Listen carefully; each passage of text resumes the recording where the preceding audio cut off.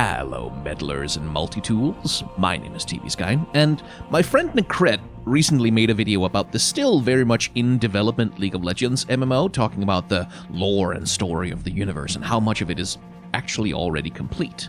It's a good video, and you should go watch it if you haven't already.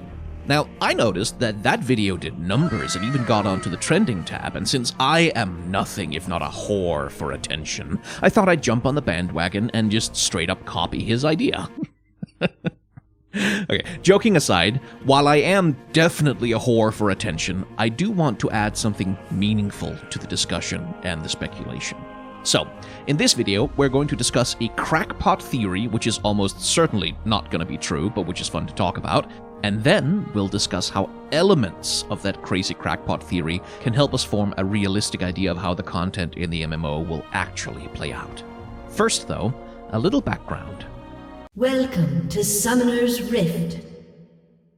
You can't walk 5 feet these days without tripping on a multiverse. Marvel has bet the entire next phase of the MCU on it. DC are still inexplicably moving forward with a movie that's meant to set up their multiverse, despite the star of that movie being a sex pest cult leader. And Multiverses is taking probably the best stab yet at grabbing market share from Smash. Goku is in Fortnite now. He does the Dougie and shoots people with an assault rifle. Something a lot of people might not know, though, is that League of Legends is also a multiverse. For example, the animated series Arcane that took the world by storm last year is not canon to the main universe of League of Legends. It takes place in an alternate version of that universe with a number of changes made to suit the adaptation. The card game, Legends of Runeterra, is also a multiverse variant. It draws its cards and characters from a version of the League of Legends universe which is very close to the version portrayed in League of Legends itself, but which diverges in a number of small and major ways. If you want to get really exotic, even Valorant is also technically part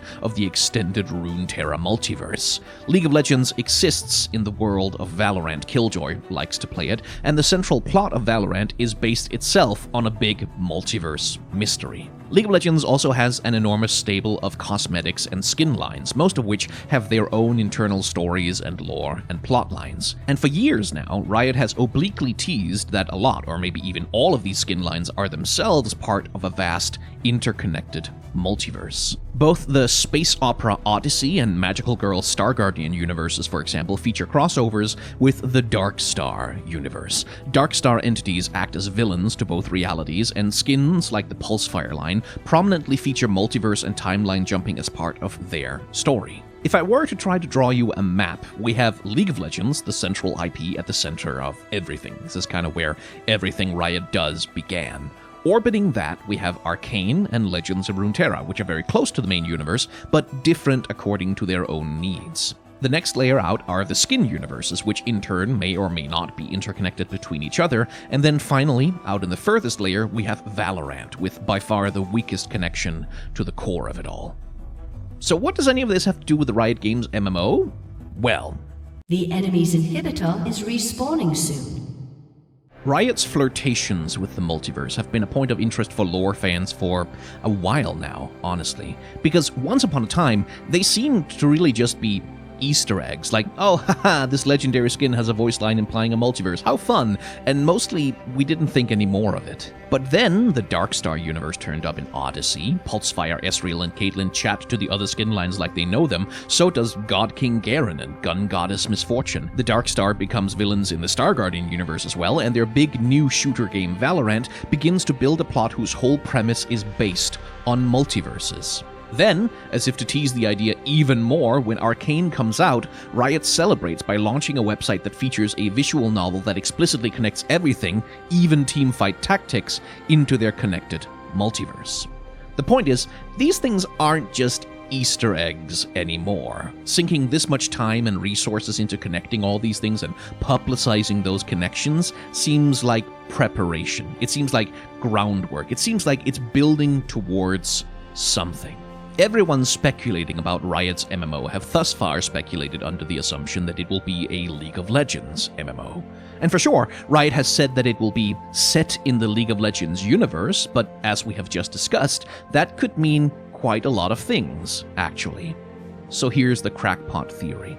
What if the MMO is a League of Legends MMO, but also a Blood Moon MMO, and a Star Guardian MMO, and a Project MMO, and an Arcade MMO? What if it is set not just in the League of Legends universe, but the League of Legends multiverse? The gaming market has 1,000 fantasy game MMOs already, and among the big boys, World of Warcraft and Final Fantasy XIV have that niche locked down.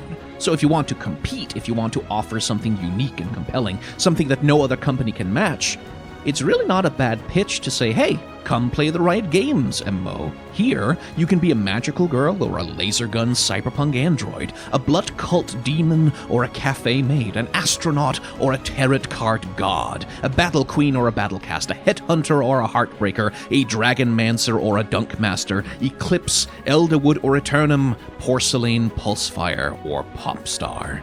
Now, how would you possibly connect all of that with a plot? Well, the Dark Star is already invading alternate universes. They're threatening to eat the Odyssey, and they're sinister subverters with the Star Guardians, so a multiverse plot where they're the big endgame villains would be perfect justification. Heroes from every reality coming together to save their worlds.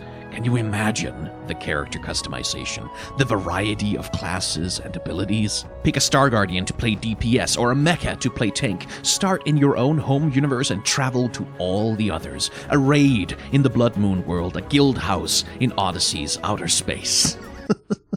This theory is obviously silly. League of Legends is the big Riot Games IP. That's the thing 100 million monthly players log in to play around with. It's the thing that has brand recognition. It's the thing that makes sense to build an MMO around.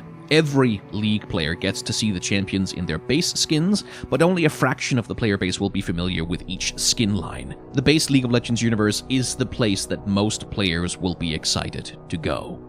Even if that weren't true, the sheer production scale of a multiverse MMO would also be staggering. Like, imagine having to fully concept model and texture, create assets, sound design, lore, and backstory for like 14 separate universes just to make one game. It really wouldn't be tenable. So, no, there will be no multiverse MMO, it's just a fun idea to think about. But here's a serious prediction. The multiverse will matter to the MMO. And it's worth talking about how. A summoner has reconnected. The League of Legends multiverse may not be a great basis for an entire MMO, but like in League of Legends itself, it's a hell of a resource to draw on for content and cosmetics. If playing Final Fantasy XIV has taught me anything, it's that drip is the true endgame. So, not only do I flat out guarantee you that there will be paid cosmetics in the Riot MMO that are drawn from its multiverse of pre-existing skin lines, I think they will be the basis for actual gameplay as well. Imagine this. You're in the end game at level 40 or 50 or however high it'll go when a quest pops into your UI. Go to the plains outside Demacia, a mysterious portal has appeared. You roll up, and what should you find on the other side of that portal but an instanced area where a team of Star Guardians are fighting Darkstar minions, or a Blood Moon-themed dungeon, or a raid to take down Spirit Blossom Thresh and rescue the souls he holds captive. Complete the event, and you'll be rewarded with glams and gear from those universes, so you can customize your brick house tank with a maid costume, or skin your Bilgewater Pirate DPS class like a cyberpunk gunslinger or a Valorant agent. And I predict this with confidence that when Riot are launching a big new event in League of Legends and Wild Rift, there will be events around that theme in the MMO as well, because there's nothing a corporation loves like they love cross-promotional brand synergy. And I'm not gonna lie, I'm probably gonna want at least one Star Guardian costume for one of my tunes. Maybe an Arcana one too. And High Noon. And Space Groove. The point is, the multiverse will affect the MMO. It will be a point of monetization, and it will be a source of content. So, if you want to know what kind of character customization you might get access to, keep an eye on the skin lines. They just might tell you. Hey, thank you very much for watching. Apologies to Necrit for so blatantly riding his coattails, but I really do think it's worth talking about the MMO in the context of the broader Riot staple of IPs. Not just because multiverses are currently trendy, but because this is how Riot likes to operate. Like, there will be an arcane event in the MMO for sure, but I think there might also be a pool party event, or a pizza delivery Sivir minigame, or something. Anyway, if you've enjoyed this uncharacteristically short video from me, I would appreciate if you put a like on it, or maybe a comment. If you have $1 that you don't need and you want to support my work, I have a Patreon and a tip jar linked in the description. If you're curious about the Riot MMO, well, League of Legends is the main thing I talk about, so hey, maybe subscribe if you want to see more. Anyway, a game that I've started playing here at the end of my videos is designating an emoji. Like, if you put one particular emoji in your comment, I will like that comment, and sometimes that confuses people who don't watch the video all the way to the end. If you want to play along today, put the tooth emoji in your comment, because it's gotta be kind of unsettling just to see me liking comments with teeth in them. Thank you again for watching. Remember to take your vaccines and keep people around you safe, and act with solidarity towards those who are worse off than yourself.